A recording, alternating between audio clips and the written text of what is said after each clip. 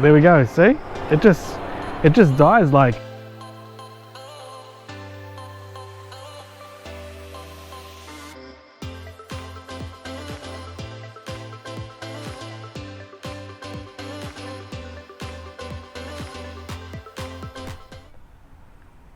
G'day guys, welcome back to the channel. Well, if you've been following the Track EVO 8 build, you know the car's been stalling. In the previous video, we replaced the exhaust cam sensor and the car was pretty much still doing the same thing, stalling after about 10 minutes.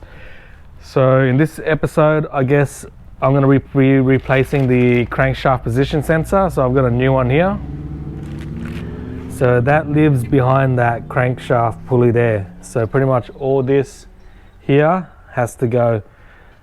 Here's the harness here, so that runs behind the power steering pump. So we're going to loosen the power steering pump and move it out of the way. The wheel's got to come off, the inner guard line is going to come off.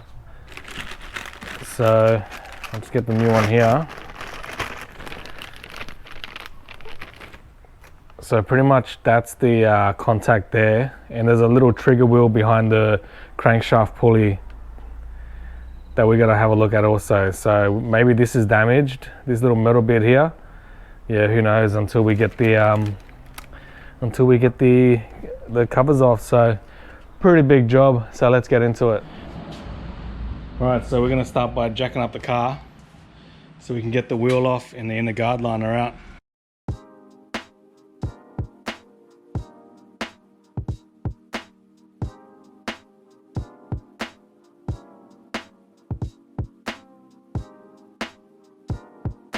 Alright guys, so the wheel's off, the inner guard's off. We're going to take that belt off. So we're taking that belt off. You can see there's a lot of pulleys down there. So if you're not going to remember how to do it, which way the pulleys go, I'll just give you a quick tip. You can draw it on a piece of paper like I did. So that way, if you're slowly doing this and in like, you know, a couple of weeks time or a month's time, if you can't remember which way the belts go, at least you got a little diagram there which you know, you can remind you. Just throw it in the car. So there's a little square drive, there's a tensioner down there, and you can use the breaker bar just to loosen the tension, and then you'll be able to take the belt off. Right, so there's the tensioner there. Just put like a breaker bar or a half drive ratchet in there, and then you turn it, and then there's a little pinhole here. So this little pinhole lines up with that hole there, and you just find something to line it up, and then that will hold, and then you should be able to take the belt off.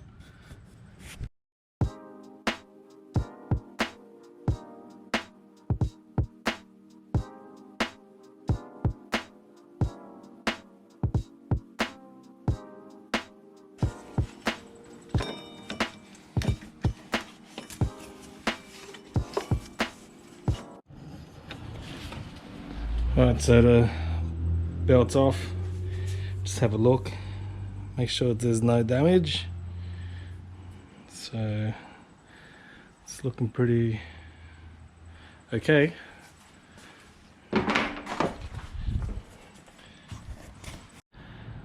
Alright, so the belt's off. From memory, I believe I gotta take out this mount. So I gotta jack up the car from the sump so I can move it up and down, because I believe I need clearance with that water pump in the chassis to get the 10 mils off the water pump.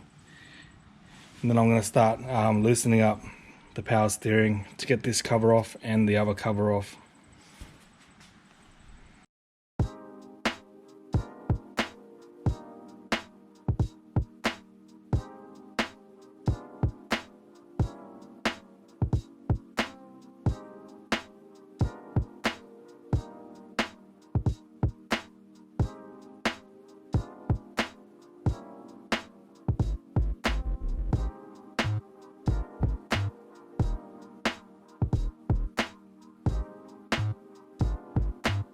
a little bit of mucking around, I managed to get the water pump pulley off. So I actually forgot to loosen these bolts when the belt was on. So this was just pretty much just spinning. So I had to actually wedge it with a screwdriver between this bolt here and the pulley. So not the ideal way, because you can actually damage the pulley or you can warp it a little bit. I only put a little bit of tension on, which managed to loosen it. But yeah, that's just another tip for you guys. So loosen these bolts with the belt actually still on, so it adds a bit of tension so you can crack these bolts. Alright, so that's pretty much all free there. We just take off this timing cover here, so 1, 2, 3 and 4, and then we'll go underneath. Looks like you got to actually take off this tensioner because there's a bolt behind there. Take out these 4 crank pulley bolts and then a couple of 10 mils, and then that lower cover can come out.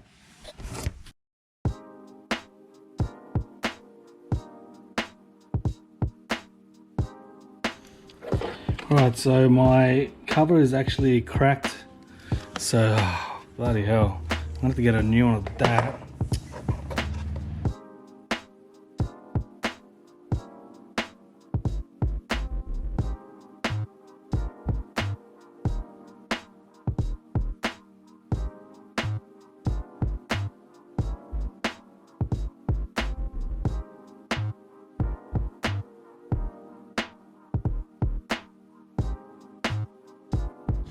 Right, so we got the tensioner, the crank pulley off, and that's what it looks like. So we'll just go ahead and take these 10 mils off here, and there should be a couple up there, and then we can take the cover off.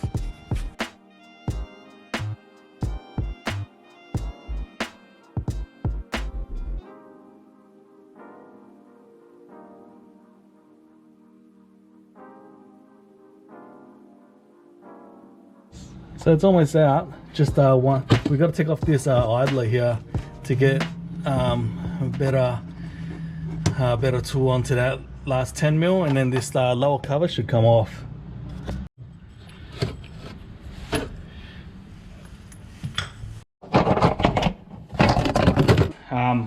After a couple of minutes of mucking around, finally got the cover off.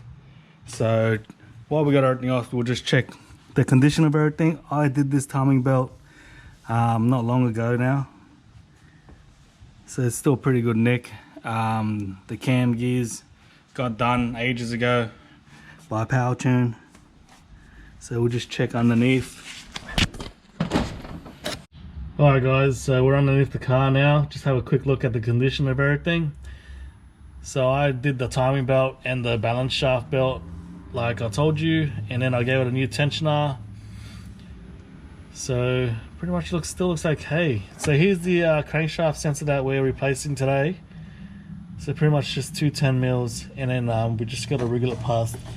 It tucks in behind here, so we just got to wriggle it past there. So it's pretty, the belt's slack enough for me to move it around, I reckon, like there. And then we'll just clean this up with a bit of brake cleaner. So yeah.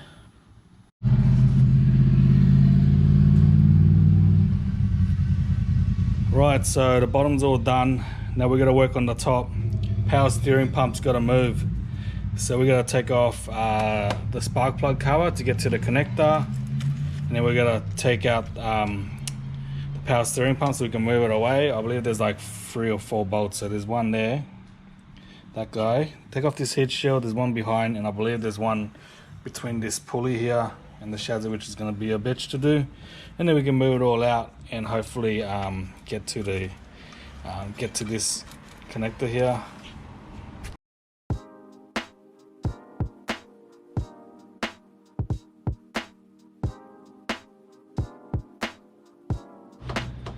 Right, so I found the connector here. So that just sits like this down there. So I just unplugged it. So I'll just cut this cable tie here, and then we'll work our way down to this power steering pump here.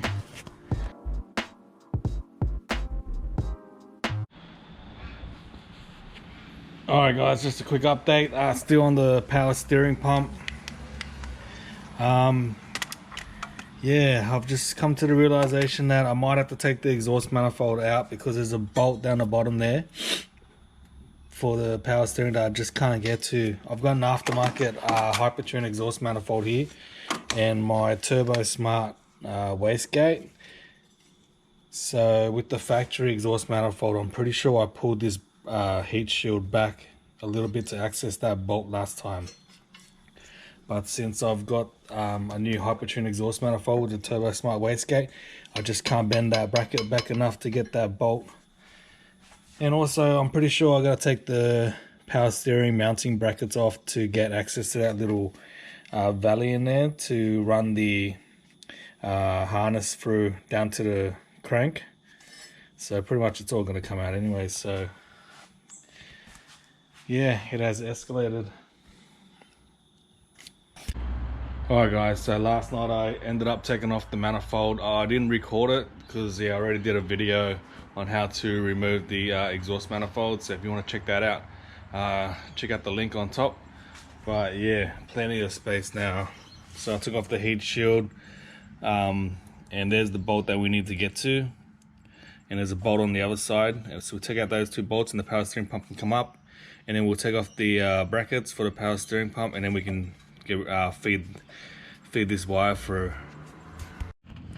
Alright, so we're going to take out the power steering pump now, and the bolt is hitting the damn dump pipe. So I'm going to try and just jack up the engine, and hopefully it clears and I can get it between the wastegate and the dump pipe.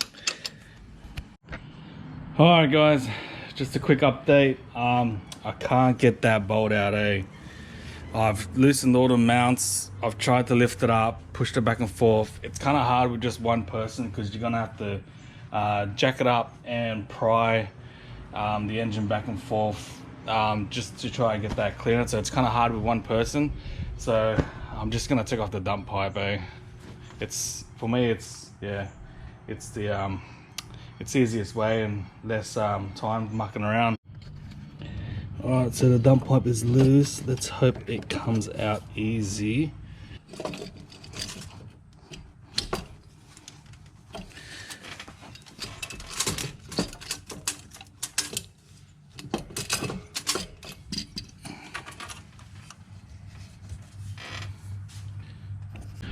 Alright guys, so the dump pipe is out. Like I said, just two bolts and the clamp. This is a genuine Force Performance cast dump pipe for the turbo. So now we got plenty of space to muck around here now. Oh, bloody hell. Alright, so we just lifted up the pump, make sure it gets out of the way. Watch out, don't damage this AC line here. And now we got the bracket like I said. So it looks like it's 1, 2, 3, and 4, 5. So 5 bolts, 2 on the side, 2 down the bottom, and this one here. And then we can take the bracket out. Oh, what a mess.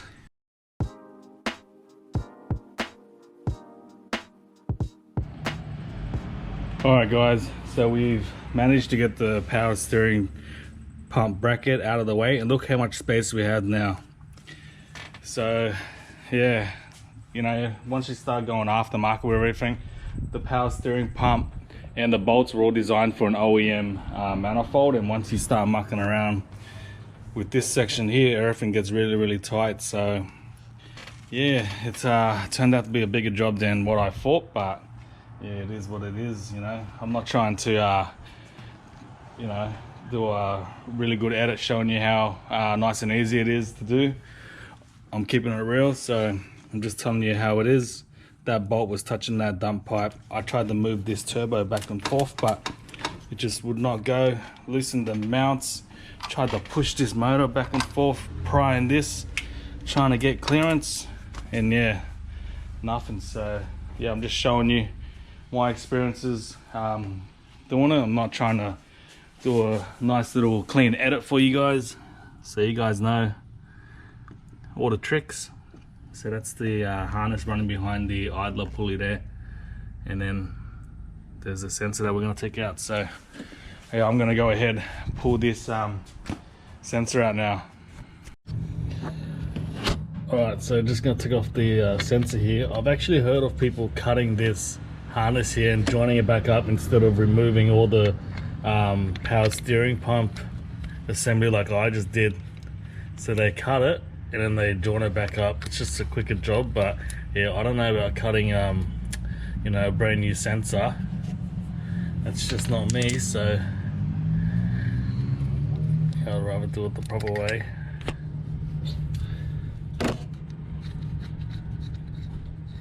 Alright, last bolt and she is done. Alright, so this is a little bit slack, so we should be able to maneuver around. So if you want to turn the engine a little bit just to slacken this belt, get a little bit of play, so that you can maneuver this sensor around.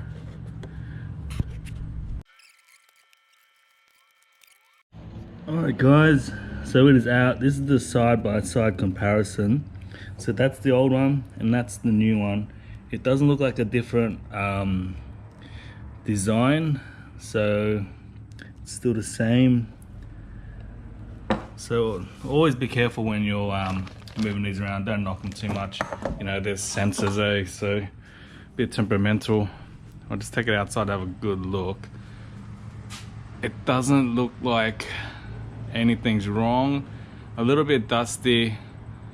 Normally you'd see you know, oil or debris on there or a piece of metal, but looks pretty good. So anyways, I'm happy to replace it. So just due to the fact that, again, it's old, you know, these cars are getting old. Right, so before I put the new sensor on, I'm just going to clean up around here. So I'm going to get a brake cleaner and clean up this trigger wheel here. Just make sure that it's yeah, got clean contacts.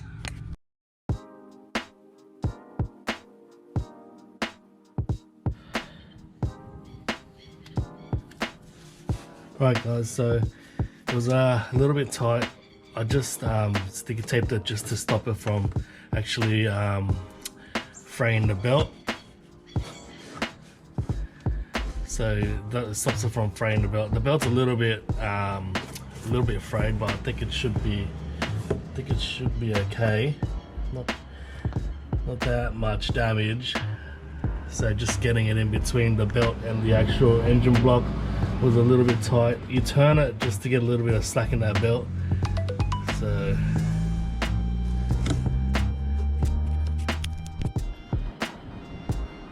right guys, so the crank sensor is in. So just those two bolts there. Don't do it up too tight, just hand tight. I'll put a little bit of Loctite just to be sure, and then I routed up the harness up and through here. Just clipped it back on and just tucked it over there for now. Right, so I'm gonna go ahead, put the power steering bracket back, the dump pipe and the exhaust manifold. So the reason why I'm showing you like this is that, yeah, you know, sometimes it's a lot more work than what you anticipate. You know, I thought it was just nice and simple, but then we pretty much had to take out this whole area, which was a little bit more work. So I'm trying to keep it real, trying to show you guys the little issues that we have. You know, I'm not doing quick edits to show you how simple it is. So it is what it is when you're working with cars. Sometimes it's easy and sometimes it's hard.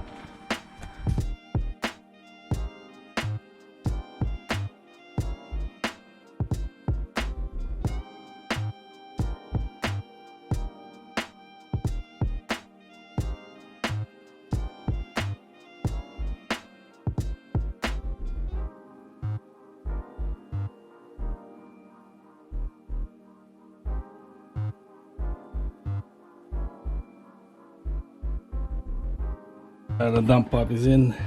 Time for the manifold, and then yeah, we can start putting on all this side. All right guys, so finally the manifold and everything is in. It's kind of fiddly, but yeah, the timing belt side. So I'm going to start by putting the lower timing cover on, the idler up there, the tensioner, and then I'll throw on the belt. I'm not going to record this part because I just want to pump it out, so it should be nice and quick.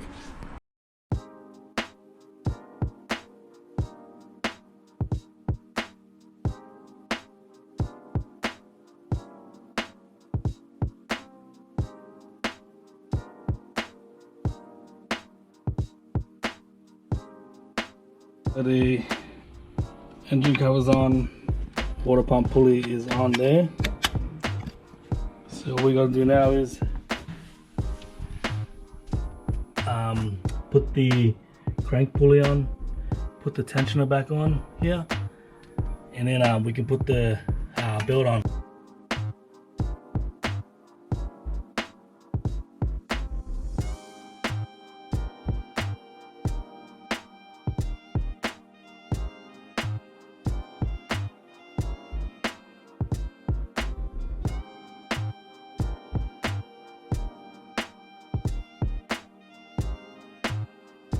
Right guys, so the lower cover's on, all the tensioner, the idler's on, the crank pulley's on.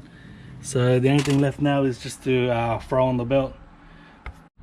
Okay, so remember at the start of the video I told you to do a little diagram of the auxiliary belt. So it's been about 3 days now since I've been just slowly chipping away at this, and this is just a nice neat little reminder of the way the belt goes. Because of the graft, I sort of did it in about 30 seconds. So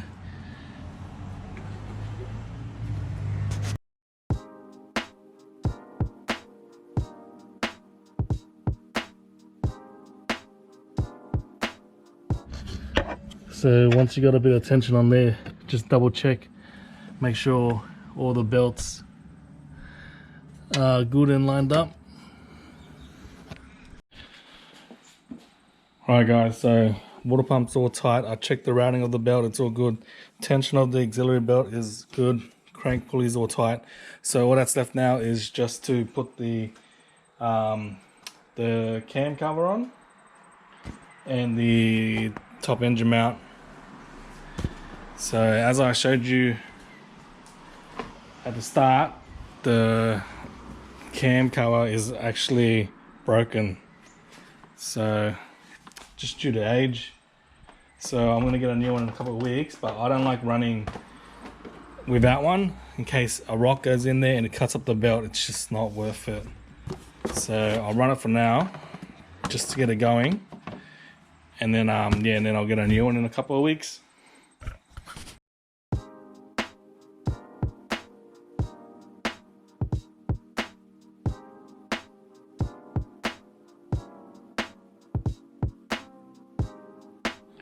Alright, so these don't have to be super tight, just finger tight, or else you end up cracking them over here.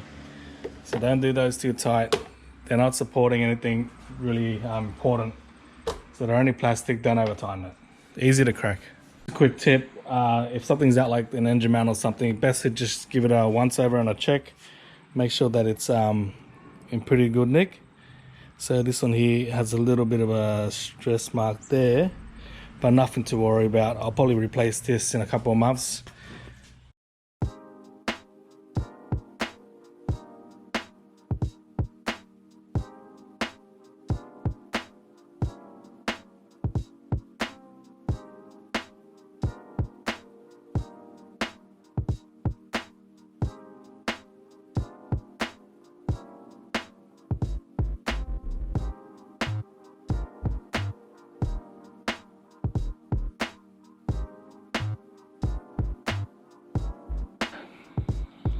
Alright guys, we're finally done, ready to start. So just gonna give it a once over again, just to make sure I didn't forget anything. So looking pretty good. Alright, the last thing to do is to connect the new sensor up. So here's the connector down there. Alright, so that's in. These I'll fix up later. And then we just gotta connect up the battery now. So there, and yeah. All right, so let's start her up and see what she does. See how it is.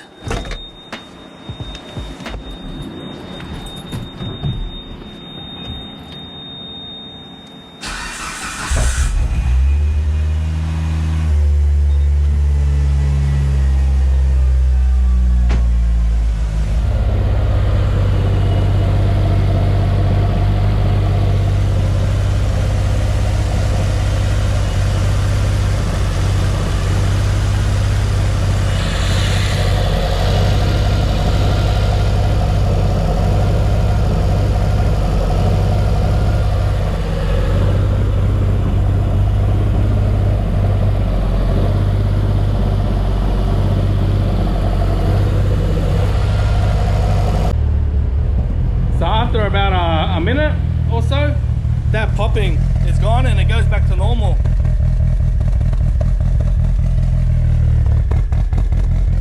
So we got a bit of a normal idle now. That little popping sound only lasts for about a minute. So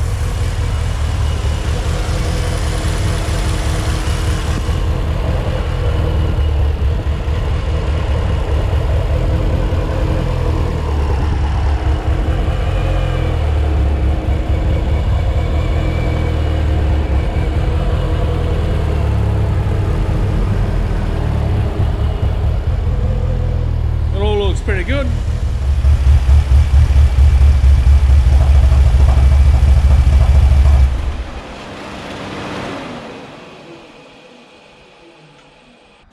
Alright, so I'm gonna end this video here. Unfortunately, we didn't fix the car. So yeah, I'm gonna have to do that auto solenoid another day. So I hope you guys learned something on this video, even though we didn't fix the problem. Yeah, and we learned how to replace the crank sensor on the EVO 8. So at least we did something. So alright guys, so check out the EVO 8 track build, check out all my other videos. Still got plenty of events to cover. Unfortunately, we didn't fix the EVO 8 today, so I'm going to replace the idle solenoid some other day. So if you want to see more on the EVO 8 track build, you're going to have to like and subscribe. Tell all your mates, and I'll see you guys at the next video.